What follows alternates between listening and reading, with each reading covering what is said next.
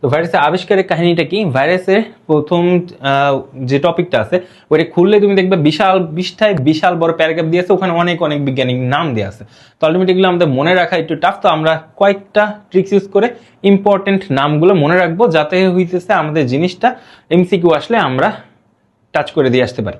আচ্ছা, প্রথমে আসো এডওয়ার্ড জেনারের কথা। কে? এডওয়ার্ড জেনার।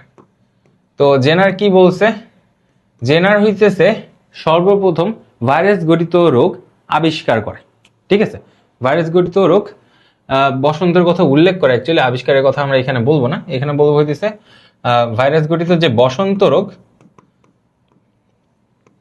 এইটার কথা সর্বপ্রথম এডওয়ার্ড জেনার বলে। তো আলটিমেটলি ভাইরাস গঠিত প্রথম রোগের কথা উল্লেখ করে কে? তোমার এডওয়ার্ড জেনার। আচ্ছা, তারপরে হইতেছে প্রথম ভাইরাস আবিষ্কার করে কে, বা ভাইরাসের আবিষ্কারক কে? তো আবিষ্কারকের ক্ষেত্রে আরেকজনের নাম আছে, তাই জন্য হইতেছে আমি আমার কথা উইথড্র করে নিছি আর কি। আবিষ্কারের কথা জেনারে যখন বলে দিয়েছিলাম, অ্যাকচুয়ালি জেনারের ক্ষেত্রে আমরা যে বসন্ত রোগ মনে রাখতে হবে, আর এটা প্রথম উল্লেখ করছিল। ঠিক আছে, এটা কি করছিল? উল্লেখ করছিল, আর আবিষ্কার করছে আরেকজন, এটা হচ্ছে আইভানোভস্কি। তো এখানে হইতেছে ভাইরাসের আবিষ্কারক, এটা হচ্ছে মনে রাখার জন্য ট্রিক্স দিব, দাঁড়াও। ভাইরাসের আবিষ্কারক এটা হইতেছে আইভানোভস্কি। আইভানোভস্কি।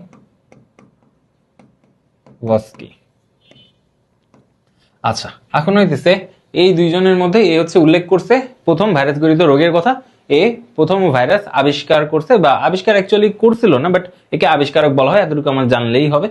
আচ্ছা, এখন হইতেছে তুমি এখানে কাজ করো, এখানে তুমি আ দিয়ে এই আবিষ্কারক মনে রাখো, আইভানোভস্কির আ দিয়ে আবিষ্কারক মনে রাখো, আর এডওয়ার্ড জেনার এই হইতেছে প্রথম তোমার হইতেছে ভাইরাস গঠিত রোগের কথা উল্লেখ করে, তাই না?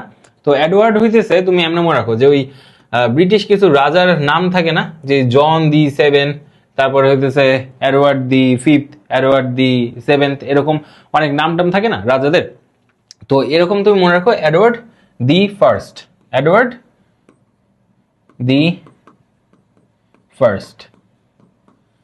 যেহেতু এ হচ্ছে এডওয়ার্ড দি ফার্স্ট, তো আলটিমেটলি এ সর্বপ্রথম তোমার এই রোগের কথা বা ভাইরাস গঠিত রোগের কথা উল্লেখ করছিল। ঠিক আছে, তো এডওয়ার্ড দি ফার্স্ট দিয়ে হচ্ছে আমরা এটা মনে রাখলাম। আচ্ছা, এডওয়ার্ড জেনার গেল, তারপর হইতেছে আরো আছে। তো আমরা এর পরে হইতেছে স্ট্যানলির কথা নিয়ে আসি। তো স্ট্যানলি হইতেছে বলা হয় ভাইরোলজির জনক, এটাকে আমরা বলি ভাইরোলজির জনক।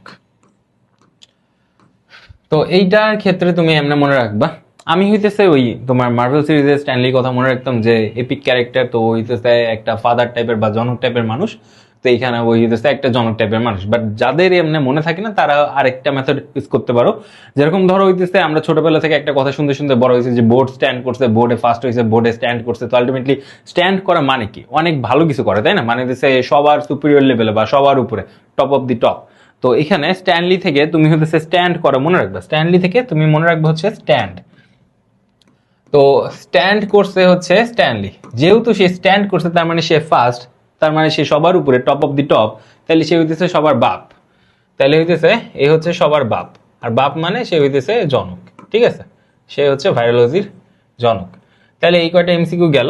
তারপরে আসো টিএমভি। ঠিক আছে, টিএমভির ক্ষেত্রে আমাদের একটা জিনিস মনে রাখতে হবে, টোবাকো মোজাইক ভাইরাস। এটা থেকে আমাদের মনে রাখতে হবে এটা প্রথম আবিষ্কৃত ভাইরাস। ঠিক আছে, এটা হচ্ছে প্রথম আবিষ্কৃত ভাইরাস। ঠিক আছে, গেল। এরপরে আরেকজনের নাম লাগবে, সেটা হচ্ছে ওয়াল্টার রিড। ঠিক আছে, ওয়াল্টার রিড এই কি করছে? ওয়াল্টার রিড হইতেছে পিত জ্বর বা ইয়েলো ফিভারের কথা উল্লেখ করছে, বা এটা কথা প্রথম কোথাও লিখছে। তো এইখানে ইয়েলো ফিভারের আমরা মনে রাখবো আর দিয়ে। ঠিক আছে, এই ইয়েলো ফিভারের লাস্টে আছে আর এই রিডের আর, এই দুইটা মিলায় হইতেছে আমরা এটা মনে রাখার চেষ্টা করব। দেন আসো এই ভাইরাসের যে রাসায়নিক গঠন, এটা প্রথমে বর্ণনা করে বাউডেন এবং পিরি। তো রাসায়নিক গঠন আমরা কি দেখলাম? নিউক্লিক অ্যাসিড আছে আর প্রোটিন আছে, তাই না? তো নিউক্লিক অ্যাসিড নিউক্লিক অ্যাসিড আছে, আর হইতেছে কি আছে, প্রোটিন আছে। তো এই জিনিসটা প্রথম কে ব্যাখ্যা দেয় যে প্রোটিন আর এই নিউক্লিক অ্যাসিড দিয়ে ভাইরাস গঠিত, সেটা হইতেছে বাউডেন এবং পিরি। ঠিক আছে, বাউডেন এবং পিরি এই দুইজন মিলে ব্যাখ্যা দেয়। তো বাউডেন হইতেছে, আমরা একটু বিকৃত করে লিখি, মানে নামের প্রথম অক্ষর ছোট করে লিখলাম, বাউবেন হয়ে গেছে, বাউডেন, বাউডেন অ্যান্ড পিরি। তো এই এনাদের নামের মধ্যেও এই পি আর এন পাওয়া যায়, তাই না? এই যে এন দিয়ে হচ্ছে নিউক্লিক অ্যাসিড আর এই পি দিয়ে হচ্ছে প্রোটিন। তো এই দিয়ে আমরা মনে রাখবো যে ভাইরাস নিউক্লিক অ্যাসিড এবং প্রোটিন দিয়ে গঠিত। এর প্রথমে ব্যাখ্যা দেখে বাউডেন এবং পিরি, আর এই নিউক্লিক অ্যাসিড এবং প্রোটিন দিয়ে গঠিত যে স্ট্রাকচার, এটাই ভাইরাসের তোমার রাসায়নিক কাঠামো, তাই না? তো রাসায়নিক কাঠামোর বর্ণনাও দেয় এই বাউডেন এবং পিরি। ওকে, ঠিক আছে, তাহলে হইতেছে আমাদের এতটুকু গেল। দেন আমাদের হইতেছে এখান থেকে আর কিছু লাগবে কি? আচ্ছা, এখান থেকে আরেকটা তুমি এমসিকিউ মনে রাখো, সেটা হইতেছে হার্ভে যে অল্টার যে মানুষটা ছিল, ও হইতেছে হেপাটাইটিস আবিষ্কার করছিল। ঠিক আছে, তো হার্ভে, আচ্ছা যাই হোক, আমরা হইতেছে খালি অল্টার দেখি, অল্টার দিয়ে মনে রাখবো। অল্টার এ কি করছে, তোমার হইতেছে হেপাটাইটিস সি আবিষ্কার করছে। তো তুমি হচ্ছে এমনি মনে রাখতে পারো যে হইতেছে এসি। ঠিক আছে, হেপাটাইটিস এর এখানে এসি, এই অল্টার, আর হইতেছে আবিষ্কার করতে হচ্ছে সি। তো হেপাটাইটিস সি।